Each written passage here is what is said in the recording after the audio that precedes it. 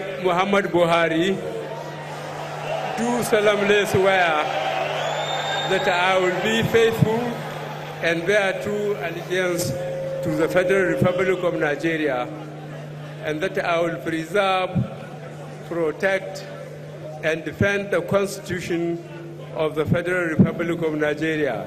So help me God. It's almost 4 years in power, and the Commander-in-Chief of the Federal Republic of Nigeria, President Muhammadu Buhari, has minced no words or backpedal on fighting corruption in the system.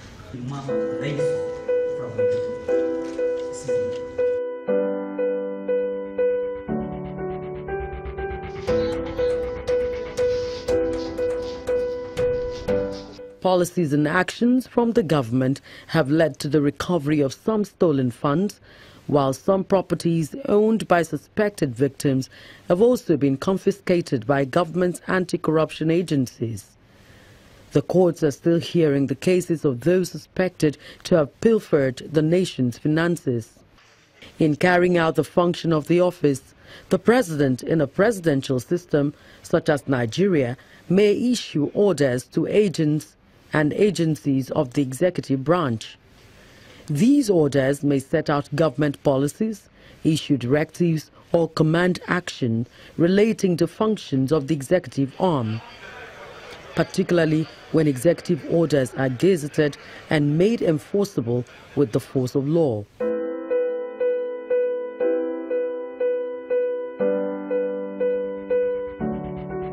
In 2017, the Vice President, as an acting president while President Buhari was on medical vacation, signed 3 executive orders that will significantly change some of the ways government business and operations are conducted in the country. Every time that we create obstacles for doing business, we attack our prosperity as a nation. We also attack the future, because the young people simply will not be able to find accommodation to do the sorts of things that they need to do after being educated.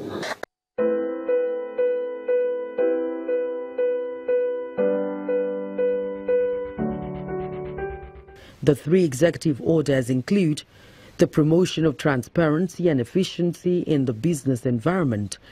This aims at creating an enabling environment for business and entrench measures and strategies while promoting transparency and efficiency. The second executive order is transparency in ministries, departments and agencies. The third is default approvals, where the relevant agency official fails to communicate approval or rejection of an application within the time stipulated in the published list. All applications for business registrations, certification, waivers, licenses or permits not concluded within the stipulated timeline shall be deemed approved and granted. The executive orders also stipulate sanctions and punitive measures meant to address violations where necessary. Like I have many times said, if Nigeria does not kill corruption, corruption will sooner or later kill Nigeria. Therefore, after 3 years in office, it is an opportune time to further review our achievements against set goals and, where necessary, reappraise our strategy in order to achieve our outstanding objectives. July the 5th, President Buhari continues with the executive orders by signing Order 6, aimed at tackling corruption. This is witnessed by some members of the cabinet and the judiciary. The order will preserve assets connected with corruption.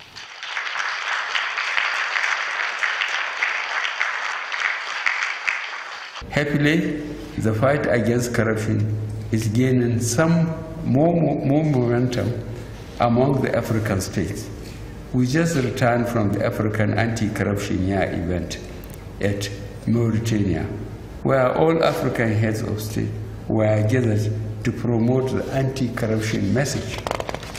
Nigeria and 39 other African states have ratified the African Union Convention on Preventing and Combating Corruption. I pledge to elevate the African Union anti-corruption agenda at the next session of the United Nations General Assembly in September this year. Therefore, in order to preserve Nigeria's political and economic systems and the continuous progress of the Nigerian state from the serious threat of corruption, I call on all stakeholders and indeed every Nigerian to give effect to this executive order. Agencies of the federal government, in consultation with the Attorney General of the Federation, should identify and adopt best practices and develop strategies for action. The fight against corruption is one that must be fought by everyone wherever corruption rears its head. The order is consistent with the powers of the President under Section 5 of the 1999 Constitution as amended, and the Attorney General of the Federation will execute and coordinate the order. This executive order is in the overall interest of the Federal Republic of Nigeria, not only from the perspective of the fight against corruption, but also the dimension relating to the insecurity that by intelligence report is associated with deployment of the product of corruption in its third escalation. It is a notorious fact that corruption poses serious threat to Nigeria's continuous existence. There is therefore no need to further amplify them. From available records, the aggregate value of funds involved in some ongoing prosecution of high-profile corruption cases stands at 595,409,834,452 naira 25 kobo. Mostly, the defendants in many of the high-profile cases still have unrestricted access to these funds, and with such war chest, they have made the administrative and judicial process involved in the fight against corruption rather difficult. It will be impossible to achieve any meaningful progress in the fight against corruption where there is no effective law enforcement and prosecution of offenders via an effective justice system. It is thus a matter of utmost and urgent public interest in aid of the administration of justice to ensure that persons involved in high-profile corruption cases are prevented from employing such funds accumulated through corruption to compromise the cause of justice and our security. They must be restrained from dissipating such assets and applying them in compromising our security structure and corporate existence as a nation. The executive order recognizes that it is not enough to make laws and put them to sleep. Rather, it ensures that no law goes to bed without accomplishing the purpose for which it was enacted. Like both legislative statutes and subsidiary ordinances by government agencies, executive orders are subject to judicial review. They can be challenged in whole or in part, and they can be quashed if they lack support by statute of the Constitution. One of the three cardinal agenda of this administration is the fight against corruption. The political philosophy of President Muhammadu Buhari against corruption is also well known. Thus, the political context of the proposed executive order can be rightly situated in the program of this administration. The powers of the President to issue the executive order is consistent with the President's constitutional powers under Section 5 of the 1999 Constitution as amended, which wide powers extends to the execution and maintenance of the Constitution and all laws made by the National Assembly and to all matters with respect to which the National Assembly is empowered to make laws. The executive order seeks to preserve assets constituting subject of corruption in the spirit of Section 44 subsection 2K of the 1999 Constitution relating to temporary taking of possession of property for the purpose of any examination, investigation, or inquiry. It must be highlighted that the executive order is not designed to forfeit people's properties such as funds, but rather to temporarily deny access which can be used to corrupt or interfere with the investigative and judicial processes, among others. The proposed order is not intended to and cannot take over the powers, functions of statutory organizations, agencies with prosecutorial powers, or create new ones.